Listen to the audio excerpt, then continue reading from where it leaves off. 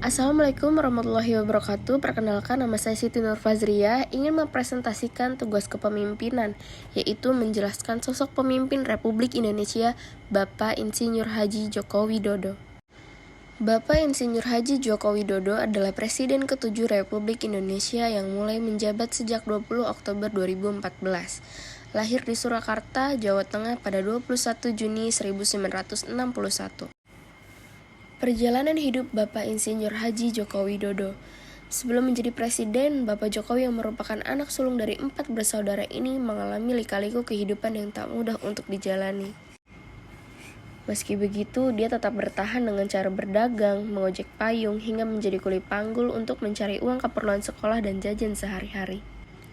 Demi menjadi sukses dan orang nomor 1 di Indonesia, pria yang lahir di Surakarta 59 tahun silam ini sangat sungguh dan menekuni di dunia pendidikan.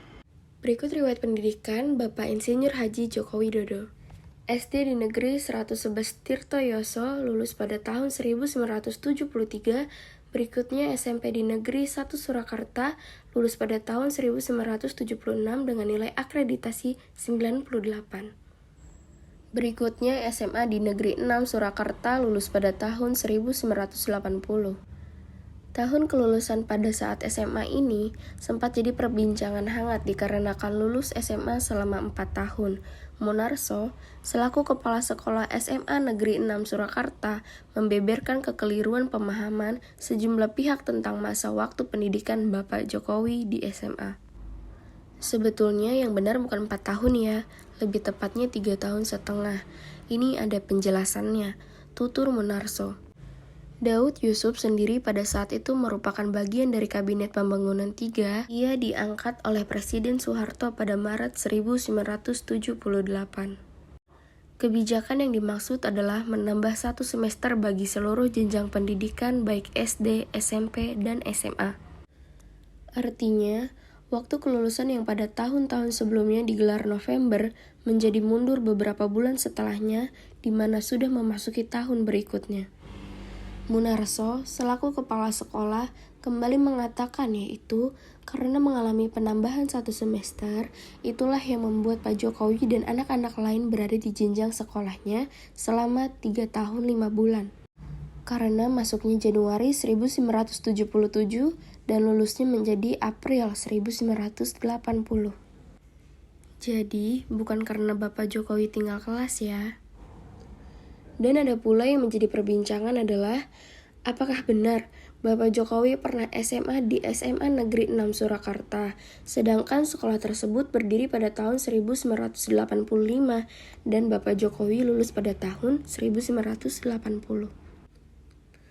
Penjelasannya adalah, dahulu SMA Negeri 6 Surakarta itu bernama SMPP atau Sekolah Menengah Persiapan Pembangunan.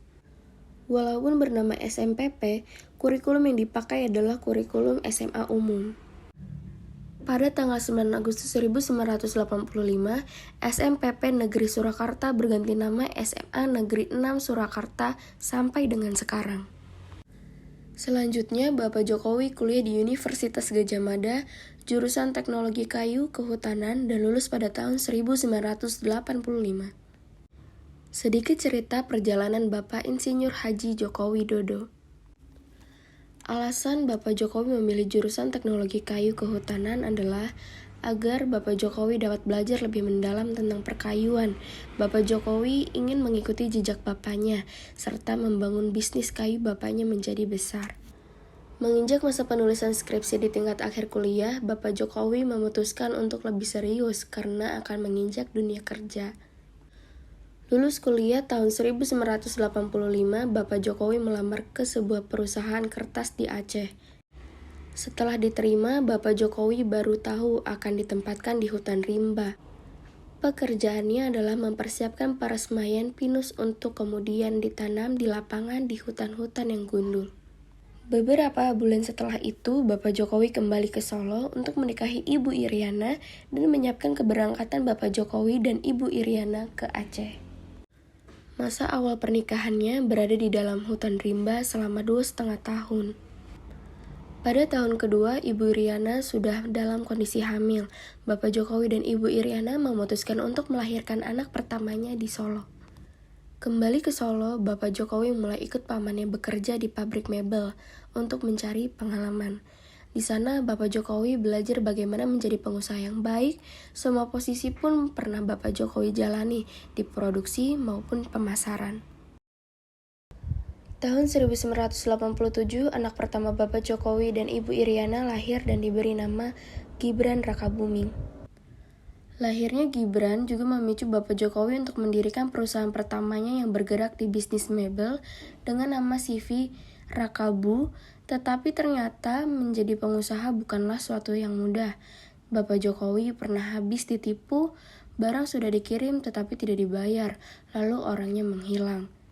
Namun, Bapak Jokowi bangkit lagi. Tidak lama setelahnya, Bapak Jokowi mendapatkan pinjaman modal usaha dan berkembang. Bapak Jokowi bergerak cepat untuk mencari pesanan sampai luar negeri dengan cara mengikuti pameran mebel. Hasil usahanya mulai terlihat, kantor pun tidak pernah sepi dari kunjungan pembeli. Dan disinilah Bapak Jokowi bertemu dengan pembeli asal Prancis bernama Bernard Chen. Beliau yang memberi nama sebutan Jokowi untuk membedakan Joko Widodo dengan Joko yang lain. Sejak saat itu, orang-orang di lingkungan pengusaha mebel mulai memanggil dengan sebutan Jokowi. Dua anak Bapak Jokowi lahir saat kondisi ekonomi keluarga mulai membaik, yaitu Kahiyang Ayu dan Kaesang Pangarep.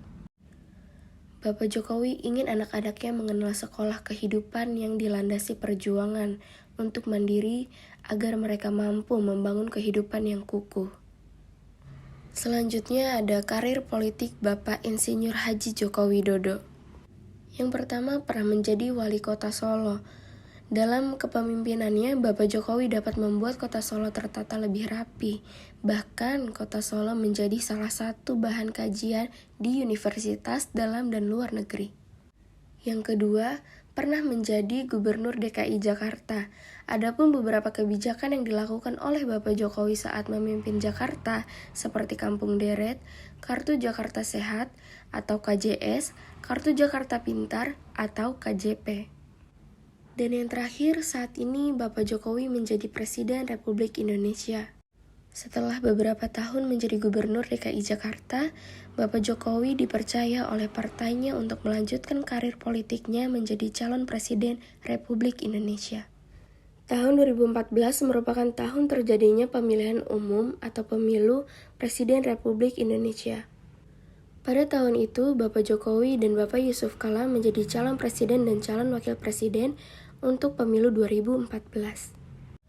Pada pemilu umum berikutnya, Bapak Jokowi mencalonkan diri sebagai petahana dengan pasangan yang berbeda, yaitu Bapak Kiai Haji Ma'ruf Amin. Berikut sikap kepemimpinan Bapak Insinyur Haji Joko Widodo. Yang pertama, pendekatan populis. Bapak Jokowi sering berusaha untuk mendekati rakyat secara langsung, baik melalui program-program sosial seperti Kartu Prakerja maupun kunjungan ke daerah-daerah terpencil. Yang kedua, kepedulian terhadap infrastruktur. Bapak Jokowi dikenal atas upayanya dalam membangun infrastruktur di Indonesia, seperti jaringan jalan, pelabuhan, dan bandara, untuk mendorong pertumbuhan ekonomi dan konektivitas regional. Yang ketiga, sifat sederhana dan rendah hati. Kesederhanaan dan kerendahan hati Bapak Presiden Jokowi merupakan antitesa dari penampilan pejabat pada umumnya. Biasanya digambarkan seorang pejabat, apalagi seorang presiden, selalu hidup dalam gemilang kemewahan.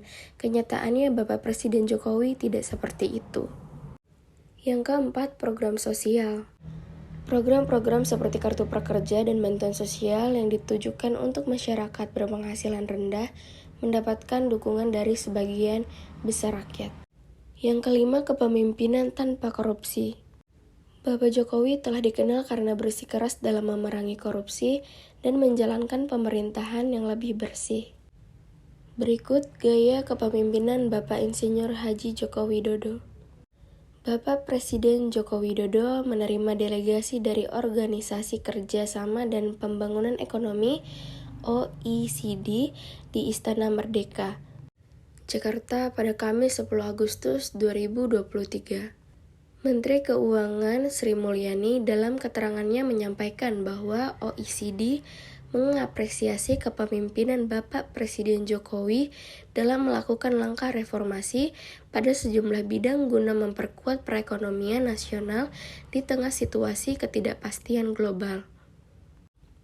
Sekretaris Jenderal OECD Korman juga mengapresiasi leadership Bapak Presiden di dalam melakukan langkah-langkah reformasi karena banyak langkah-langkah reformasi di bidang investasi dan juga di bidang perekonomian adalah sangat sesuai untuk kebutuhan Indonesia sendiri di dalam memperkuat perekonomiannya, ujar Menteri Keuangan. Berikutnya, ada sedikit quotes yang saya ambil dari Bapak Insinyur Haji Joko Widodo, yaitu, untuk jadi maju, memang banyak tantangan dan hambatan. Kecewa 1 menit 2 menit boleh, tetapi setelah itu bangkit lagi. Terima kasih telah mendengarkan saya dalam menjelaskan sosok pemimpin Republik Indonesia, yaitu Bapak Insinyur Haji Joko Widodo. Bila ada perkataan yang kurang tepat ataupun kurang mengenakan, saya mohon maaf sebesar-besarnya. Wassalamualaikum warahmatullahi wabarakatuh.